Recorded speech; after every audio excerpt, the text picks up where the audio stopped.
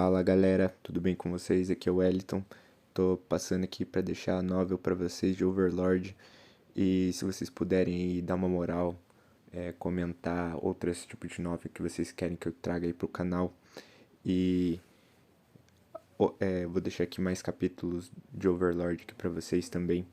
Então, se vocês puderem dar moral aí, deixar o like, comentar, apertar o sininho aí para que vocês possam estar vendo cada vez mais novels aí. Eu agradeço vocês, que vocês tenham um bom vídeo, boa leitura aí pra vocês. Até mais, falou! De frente para a menina e sua irmã mais nova, o cavaleiro de armadura levantou sua espada. Para ter misericórdia, era preciso tirar uma vida em um único golpe. Iluminada com os raios de sol, a espada brilhava altamente no ar. A menina fechou os olhos e mordeu um lábio inferior.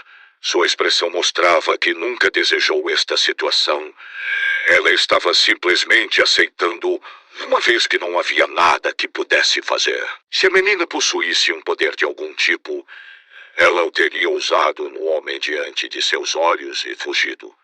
Mas a menina não tinha esse poder. Sim, não existia nenhuma outra conclusão. A menina certamente perecerá aqui. A espada se moveu, mas a dor não veio. A menina abriu os olhos que estavam fortemente fechados. A primeira coisa que a menina viu em seu campo de visão foi que a espada tinha parado da sua trajetória descendente. A próxima coisa que entrou em sua visão foi quem a manejava. Ele tinha parado seu movimento como se estivesse envolto em gelo. A atenção do cavaleiro não estava mais sobre a menina. O estado completamente indefeso do cavaleiro revelou claramente o choque que surgia dentro de seu ser. Como se guiada pelo olhar do cavaleiro, a menina também virou o rosto para a mesma direção. Então, ela viu o desespero. E no momento em que seus olhos contemplaram a criatura, a garota soltou um grito estridente. Uma existência que nenhum mortal jamais poderia superar. Orbes vermelhos balançavam como chamas turvas dentro das órbitas ocas do crânio branco. Enquanto olhava para as duas garotas, ele se assemelhava a uma besta olhando friamente para sua presa. Em suas mãos desprovidas de pele, carne, havia ainda um temível cajado sagrado de beleza soberana. Era como se a própria morte, envolta em um manto ornamentado de cor azefiche, era nesse mundo com a escuridão proveniente de outro mundo. O ar ficou espesso em um piscar de olhos. Era como se o próprio tempo tivesse congelado diante da chegada de um ser absoluto. Menina tinha se esquecido de respirar como se sua alma fosse roubada. Nesta situação, onde até mesmo a sensação do passar do tempo parecia ter desaparecido, a menina começou a hiperventilar e respirava como se lhe faltasse ar. O ceifador veio do outro mundo para buscar a gente. Isso é o que a menina tinha pensado, mas ela logo sentiu que algo estava errado. O cavaleiro que estava atrás deles havia parado de se mover também. Um gemido silencioso foi ouvido. Quem era? Parecia que poderia ter sido de si mesma, assim como sua irmã mais nova tremendo e o cavaleiro com a espada levantada diante de seus olhos. Muito lentamente, seus dedos destituídos de carne com apenas ossos se estenderam junto com sua mão e apontou, não para as meninas, mas para o cavaleiro, como se para agarrar alguma coisa. Ela queria parar de olhar, mas estava com muito medo para isso. Ela sentia que deste não haria algo muito mais terrível se desviasse o olhar. Graças havia escuridão. Escuridão pura tão fina quanto o papel, mas de uma profundidade insondável. Via surgido a partir do sol em uma forma oval. A cena evocava uma mística com apreensão indescritível. Uma porta. A garota não pode deixar de pensar depois de ver o que estava diante dela. Quando seu coração rebombou, a conjectura da garota foi confirmada. Algo parecia estar saindo daquela passagem sombria. A morte encarnada fez um gesto de aperto e um ruído metálico alto tocou bem ao lado da menina. Ela estava com medo de tirar os olhos da morte, mas empurrada pela pequena curiosidade de seu coração, moveu seu olhar e viu o cavaleiro caído no chão. Ele já não estava se movendo. Ele estava morto. Sim, morto. A crise iminente que ameaçava sua vida tinha desaparecido, como se tudo fosse uma brincadeira. No entanto, ela não podia se alegrar. É que a morte tinha se movido e se manifestava de forma ainda mais evidente. Recebendo o olhar assustado da menina, a morte se moveu para a garota. A escuridão que se reunia no centro de sua visão aumentou. Vai nos envolver. Pensando nisso, a menina abraçou sua irmã mais nova com força. O pensamento de escapar não estava em sua cabeça agora. Se o adversário fosse um ser humano, ela poderia ter tomado medidas ainda com um pingo de esperança. Mas a coisa diante de seus olhos era uma existência que facilmente afastava tal noção. Só peço que pelo menos deixe a gente morrer sem dor. Rezar era tudo o que ela poderia fazer. Sua irmã estava agarrada à grave em sua cintura, tremendo de pavor. Ela queria salvá-la, mas não podia. Ela só podia pedir desculpas pela própria impotência. Ela simplesmente rezou para que não se sentisse tão só, pois elas morreriam juntas. Então, capítulo 1, fim e o começo para o ano de 2138 DC, e o termo MMORPG não apenas existia, mas também era cada vez mais comum, sendo o acrônimo para Div Massive Multiplayer Online Role-Playing Game. Descrevia um jogo interativo onde uma pessoa era capaz de jogar em um mundo virtual como se fosse a grave vida real, conectando um console dedicado a neurônios de nanointerface. Uma rede de nanocomputadores intracerebrais compostas a partir da quintessência da cibernética e nanotecnologia. Era como se literalmente entrasse no jogo, dentre uma infinidade de MMORPGs que foram desenvolvidos. Houve um título que se destacou de forma brilhante: YGGDIASL. Um jogo que um famoso desenvolvedor japonês lançou 12 anos atrás, no ano de 2126. Não importava com qual MMORPG que fosse comparado, Yggdrasil oferecia um nível extremamente elevado de liberdade para os jogadores. O número de profissões que formavam a base do jogo facilmente superava 2000 quando somadas as profissões normais e as profissões de alta classe. Todas as profissões tinham um nível máximo de 15, ou seja, um jogador tinha que ter pelo menos 7 profissões ou mais para alcançar o nível máximo global de 100. Além disso, o jogador era capaz de simplesmente ter um pouco de várias profissões, desde que fosse satisfeita tal condição geral. Apesar da ineficiência, era possível ter um nível em 100 profissões diferentes se assim um jogador quisesse. Em outras palavras, era um sistema onde era impossível ter personagens completamente idênticos, a menos que intencionalmente alguém desejasse assim. Este nível de liberdade também era aplicado aos visuais. Se os jogadores usassem ferramentas de criação que eram vendidas separadamente, seriam capazes de alterar a aparência de armas e armaduras, dados de interiores, visual do personagem, as configurações detalhadas da moradia de um jogador. O que aguardava os jogadores que partiram para aventuras em um mundo assim era um mapa colossal. 9 mundos que consistiam em Asgard, Alfheim, Vanaheim, Nida, Velir, Midgard, Jotunheim, Niflheim, Elien e Muspelheim. Um vasto mundo e inúmeras profissões e visuais totalmente personalizáveis. Isso inflamara o espírito artesão dos jogadores japoneses e causou um fenômeno que viria a ser chamado de popularidade visual. Com tal popularidade os impulsionando, o jogo atingira um nível de aclamação onde Yggdrasil, o MMORPG, foi considerado como único mesmo no Japão.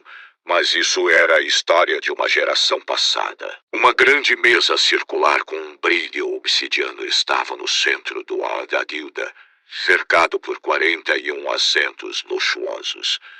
mas a maioria estava vago. Outrora todos os membros utilizavam para se sentar, mas agora apenas duas silhuetas eram visíveis. Um deles usava um manto elaborado, roupa acadêmica negra adornada com bordas douradas e violetas. A decoração em torno de seu pescoço parecia um pouco excessiva, mas, estranhamente, era bastante adequada. No entanto, a pessoa que estava vestindo tal indumentária era nada mais do que um crânio, desprovido de pele e carne. Havia um brilho vermelho escuro no interior das orbitas vazias e um objeto parecido com um halo escuro brilhava por trás de sua cabeça. Outro indivíduo sentado em outro lugar não era um ser humano.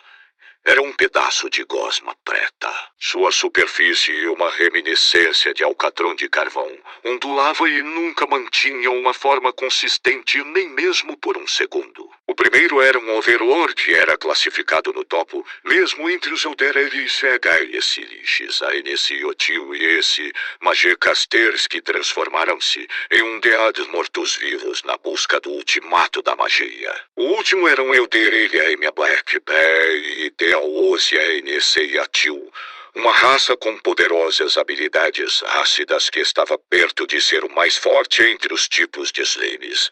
No entanto, eles não eram monstros. Eles eram os personagens dos jogadores. Humanoides eram um tipo básico e abrangiam humanos, dwarfs e as variações de elfos. Demi-humanos tendiam a serem feios, mas possuíam atributos superiores aos humanoides. Exemplos de demi-humanos eram goblins, Beastmen, HOMNS, BSTA, ogros e assim por diante. Finalmente, as raças heteromórficas possuíam habilidades monstruosas, mas apesar de seus atributos serem geralmente mais altos que os de outras raças, elas também possuíam várias desvantagens. Havia cerca de 700 raças jogáveis no total, incluindo as versões avançadas de cada raça. Claro, Overlord e Elder Black eram raças heteromórficas de alto nível que os jogadores poderiam escolher. O Overlord, que estava falando no momento, não movia a boca. Isso porque até mesmo os mais avançados MMORPGs da época ainda não conseguiram superar o obstáculo tecnológico de modelar adequadamente as mudanças no rosto de um personagem em resposta a emoções e fala. Ou já faz bastante tempo, Heroerozan. Mesmo que seja o último dia em Hydra, esse L sinceramente não esperava que alguém fosse realmente aparecer. Concordo. Já faz bastante tempo mesmo, Momongazan. Os dois falavam com vozes de homens adultos, mas em comparação com a voz do primeiro, as palavras do último não tinham entusiasmo. Ou talvez poderia dizer que lhe faltava energia. Você parou de entrar online depois que mudou de trabalho NMR. Então, quanto tempo faz? Uns 2 anos. É por aí mesmo. Já faz tanto tempo. Que droga! Fiz tanta hora extra e recentemente que meu senso de tempo tá começando a ficar uma bagunça. Isso é muito ruim, não? Como tem passado? Meu corpo, bem, é uma bagunça. Ainda não precisei consultar um médico, mas estou quase lá, é muito ruim. Muitas vezes sinto que quero fugir de tudo. Mas depois penso em como preciso de dinheiro para viver e volto a trabalhar feito um escravo condenado.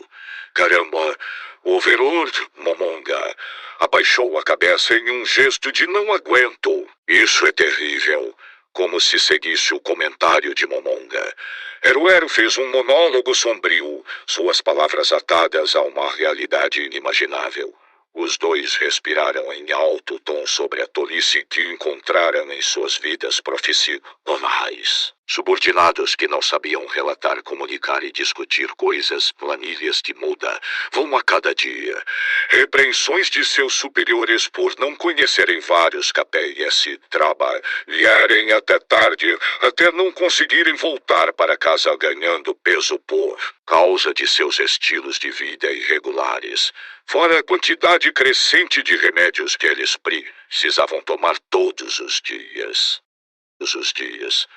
As mágoas de Heróero irromperam como uma represa quebrada, e Momonga deu ouvidos a todas. Muitas pessoas eram contrárias a discutir a realidade em um mundo virtual. Era normal que as pessoas não quisessem falar sobre suas vidas offline quando estivessem no jogo. No entanto, isso não foi assim para os dois. A guilda a qual pertenciam, um grupo que foi fundado e gerenciado por jogadores. Enzo Algon tinha duas condições que cada um dos seus membros tinha de cumprir. A primeira era que todos tinham que ser um membro da sociedade que trabalhava. O outro era que eles tinham que jogar com personagens heteromorfos. Por causa dessas regras, os tópicos discutidos geralmente giravam em torno de seus trabalhos no mundo real. Qualquer membro da guilda colocaria essas questões em debate, e como tal, a conversa entre os dois poderia ser considerada padrão para a guilda. Após cerca de 10 minutos, a torrente de palavras que fluíam de Heróero diminuiu para um gotejamento. Desculpe por te fazer ouvir minha choradeira. Não dá para reclamar muito em MR. O lugar correspondente à grave cabeça de Heróero parecia balançar como se ele estivesse se curvando em desculpas. Assim, Momonga respondeu. Relaxa, Heróerozão. Eu que insisti para entrar online apesar de estar ocupado. Então ouvir suas reclamações é algo a se esperar. Eu vou ouvir o que tem a dizer, não importa o que seja. Heróero parecia ter recuperado parte de sua energia de antes. E com uma risada um pouco mais ativa, ele respondeu. Muito obrigado mesmo, Momongazão. Fico feliz em poder encontrar um amigo ao entrar aqui. Também fico feliz em ouvir isso. Mas é que já é hora de sair. O tentáculo de Heróero balançou no ar, como se estivesse operando alguma coisa. De fato, ele estava operando um menu. Tem razão, tá ficando muito tarde. Sinto muito por isso, Momongazão. Momonga suspirou gentilmente, como se não quisesse que Heróero sentisse o arrependimento em seu coração. Bem, se é assim, então é uma pena. O tempo voa rápido quando estamos nos divertindo. Eu realmente queria ficar com você até o fim, mas estou quase desmaiando de sono. Bem, você parece bem cansado. Então é bom sair logo e ter um bom descanso. Eu sinto muito mesmo. Momongazão, quanto tempo pretende ficar chefe de guilda? No momento eu pretendo ficar até que eu seja desconectado automaticamente quando os servidores forem desligados. Como ainda está longe, talvez alguém possa aparecer nesse meio tempo. Entende? Ainda assim, eu realmente não esperava que esse lugar estivesse tão bem preservado. Neste momento, Momonga estava grato por não ter como mostrar suas expressões. Se o fizesse, Heróero provavelmente teria visto o rosto dele se torcer. Mesmo assim, sua voz o trairia e mostraria como ele realmente se sentia. Então Momonga ficou quieto a fim de suprimir os sentimentos surgindo dentro de si. Ele tinha trabalhado arduamente para manter a guilda, precisamente porque ele havia construído junto com todos os outros. Mas ouvir palavras como essas de um de seus membros da guilda desencadeou uma mistura de emoções complexas em seu coração. No entanto, esses sentimentos se dispersaram como neblina enquanto o Heróero continuava. Momongazão, você manteve a guilda como um líder para que pudéssemos voltar a qualquer momento. Muito obrigado. Foi uma guilda construída por todos, então é meu trabalho como chefe de guilda manter as coisas funcionando para que os membros possam voltar sempre que quiserem. Sim, nós nos divertimos tanto com o jogo porque você foi nosso chefe de guilda, Momongazão. Espero que quando nos encontrarmos novamente, que seja em YGGDRS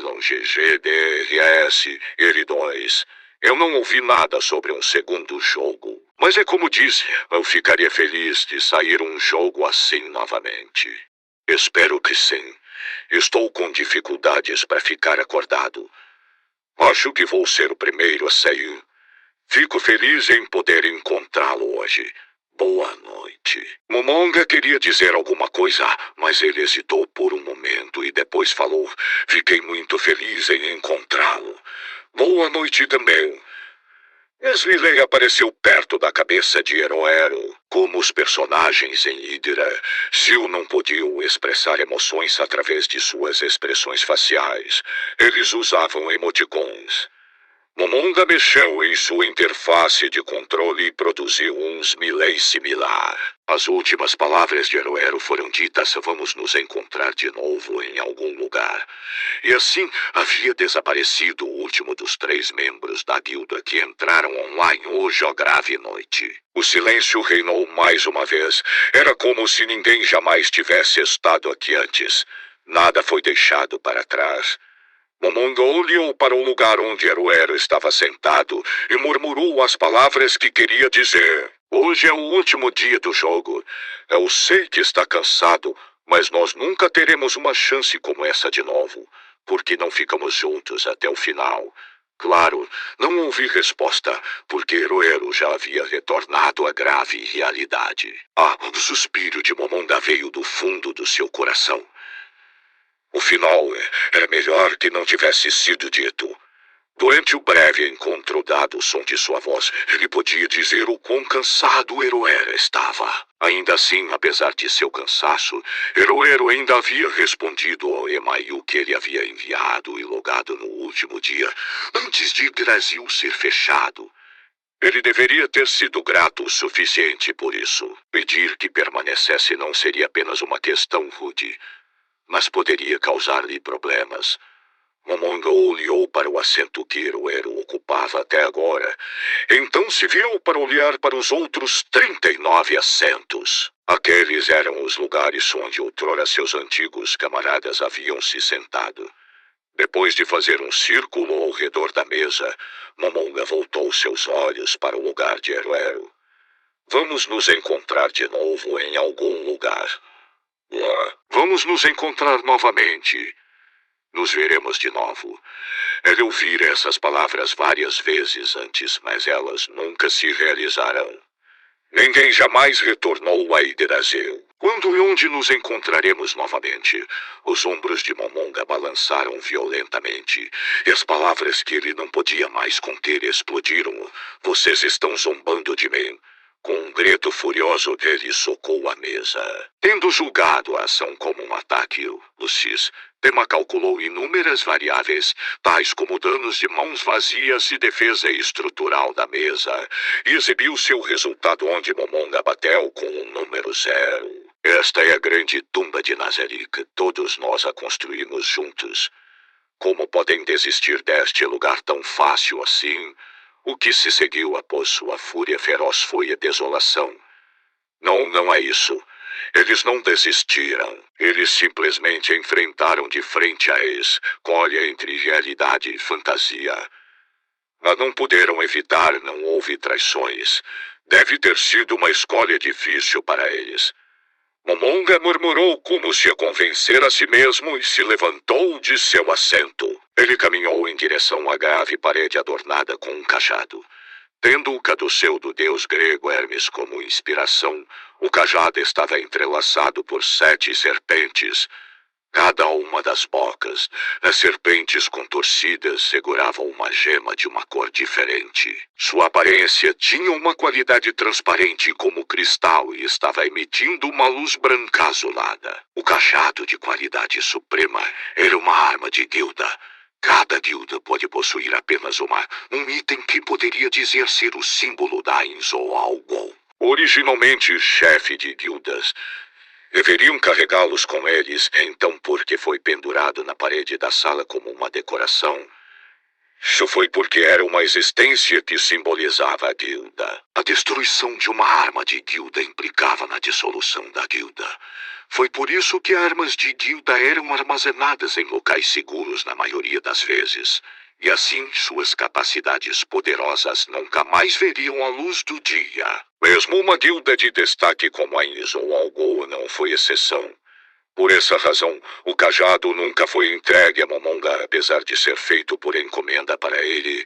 Em vez disso, ocupava a posição como um adorno de parede. Momonga estendeu a mão para o cajado, mas parou no meio do caminho. Neste exato momento, Apesar do encerramento do serviço de Yggdrasil estar perto, ele sentiu hesitação em direção ao ato de rebaixar as memórias gloriosas que eles tinham feito juntos. Os dias que passaram juntos a se aventurar repetidamente a fim de criar a arma de Gilda. Esses bons velhos tempos de divisão em equipe se acumulando materiais como se fosse um concurso, discutindo sobre como a aparência devia ser e combinando todas as sugestões e o fazendo pouco a pouco. Foram os tempos áureos da Ines ou alguns momentos em que eles estavam no auge.